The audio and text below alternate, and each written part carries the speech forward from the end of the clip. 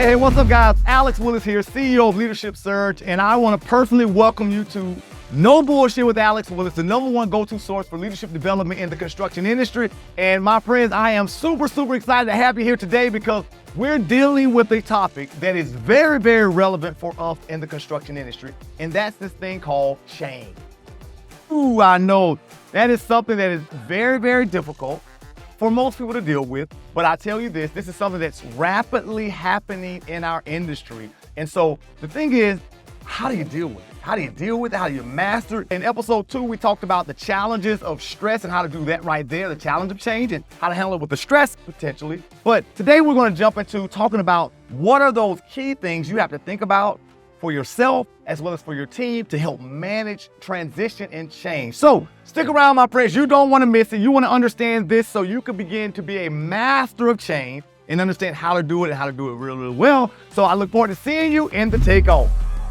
Hey, welcome to the Takeoff, my friends, where we are talking about change today. How do you handle change? And let's be honest with you. Most people don't like change. Most people don't like change. And here's why. Because truth be told, it's uncomfortable. If we're being honest, for a second, I just want you to do one thing with me for a second. On 3, I just want you to cross your arms with me on 3. If you're driving, don't do it. Keep your hands on the steering wheel. But if you are sitting in an area that you're safe, cross your arms on 3. Here we go. 1, 2, 3. Everyone cross your arms. Oh, how does that feel? Feels good, doesn't it? Oh, I like it. It feels really good. Now, here's the deal. On 3, I want you to cross them the other way. Here we go. 1, 2, 3. I mean, think about that. Like right now, this just feels so uncomfortable to me. And I'm doing the drill. I'm the one leading the drill. It still feels very uncomfortable. Just something as simple as crossing my arms. So I want you to understand this. This thing called change, please understand, it is very difficult. It's necessary for us to continue to thrive and survive in life. In today's show, what we want to do is we want to do 2 things. 2 major things. Like I told you before, former football player, been hit in the head a couple times, so we got to make it simple. So number 1, we want to clearly understand how it feels. Hear me out. Clearly understand how it feels in a change, because feelings do a lot for us. And number 2, we want to talk about the process of change and the responsibilities and how do you respond and how do you react to it for yourself as well as your team. So 2 goals. Number 1, how does it feel? Number 2, the responsibilities of it, as well as how you can manage yourself, as well as manage your team really well for that. So in order to understand this, we have to understand what we like to call the 5 keys of change. The 5 keys of change. And so number 1 is this, that people display different reactions to change. You have to understand that. People display different reactions to change. And if you think about that from a personality standpoint, I want you to understand, if you remember in our first episode, we talked about the 4 lenses and those color personality types. And so please understand that those personality types tend to address and look at change totally different. Let me give you 2 examples. That gold personality type, who's process-driven, orderly, structured, all about rules and regulations, typically they despise change because they like the tried and true method.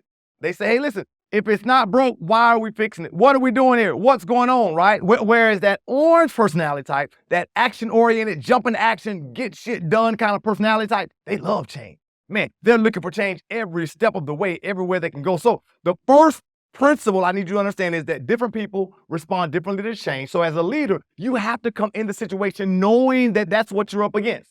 Some people are going to love it. Some people are going to hate it. Some people will jump right into it. Some people will be slow to get into it. You need to really get a chance to understand that, right? Now, understand this. As we talk about change, all people are looking for basic needs to be met during the change, right? So number 2, all people are looking for basic needs to be met during the change. As a leader, you have to understand what those needs are and begin to address them really well if you're going to try to get them on board with you faster with that, right? Number 3, understand you will lose something as a result of change. And this is where we struggle sometimes as leaders to think about this, right? My wife and I, Sabrina, we actually call this the death of growth, right? Some things have to die if you're going to grow. And I want you to just think about it. If you decide to lose weight, well, your old eating habits, what you used to do with your time before going to the gym, all of that has to die. So you have to give all of that up in order to get whatever it is you're going after to change. Now, here's the scary part about that, my friend. Oftentimes, when we're in that process of making that transition, we're giving up what we know. I know what it feels like to sleep in.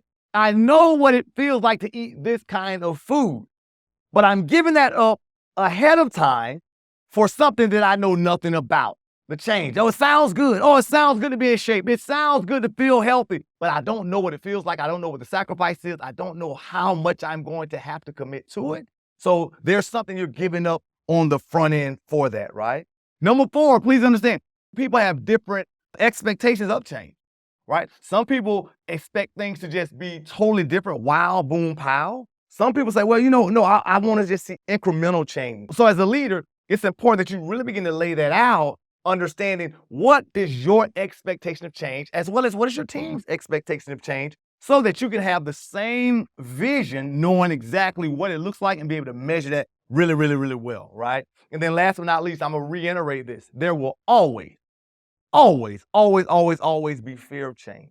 Always, my friends, right? So you have to know that coming in, and if you're going to be successful, that's important for you to understand, right? Now, in order for us to understand this really quickly, there's some theory we have to talk about, and this is understanding the important part of the human factor in change.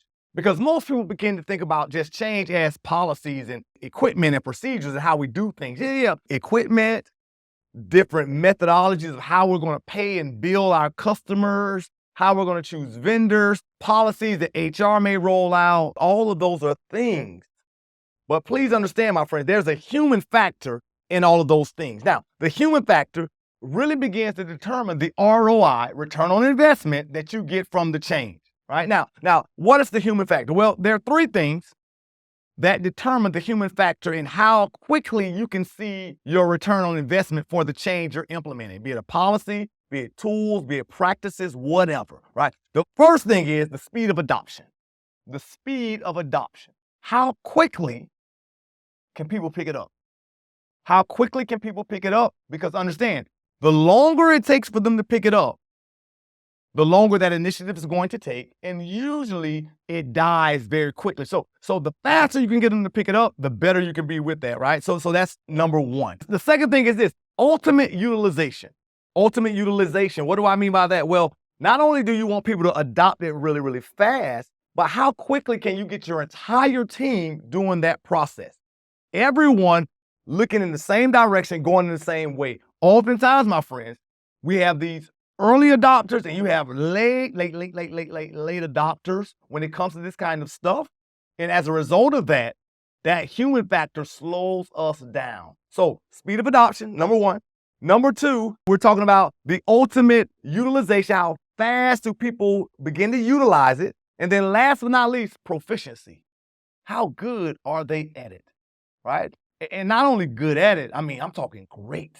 Have they practiced it enough, like an athlete, where they began to get so good they can do it in their sleep, the new process, the new forms, the new tools, whatever it is? Because understand that time for them to be proficient in it slows down the ROI with that. So those are the 3 things that as leaders in the construction industry, you're constantly looking for. Hey, wait a minute. How quickly are my people doing it? The speed of adoption. Number 2, ultimate utilization. Do I have the entire team using this system, right? And then number 3, how proficiently do they use it? And if I can begin to do that, my friends, we can be very, very efficient, and we can begin to see the benefit and power of the change, right? So as we talk about this, here's what usually happens. Let me give you a picture, paint a picture for you. Usually what ends up happening is this. You have what we like to call the current state.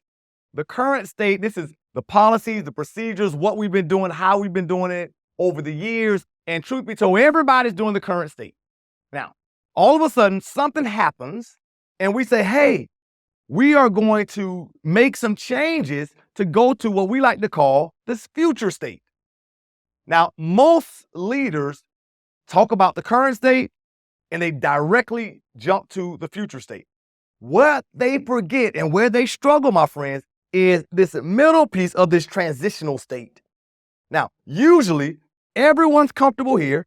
So when they move to this next piece, you typically have a huge drop off, right? Most people will lag behind. I'm not trying it. And so if you don't get people gathered in that transition state, it's going to be very, very difficult, right? So usually you have a huge drop off in the transition state and another drop off in the future state. So as a leader, it's your job to really begin to think about those things, because if you can think about those things as you begin to talk, as you begin to communicate, you can do a phenomenal job with your teams and ultimately be successful, right? Now, in our next segment, we're going to really begin to dive into talking about something called the change curve. Now, as a leader, you need to understand, I don't care what it is you do in life.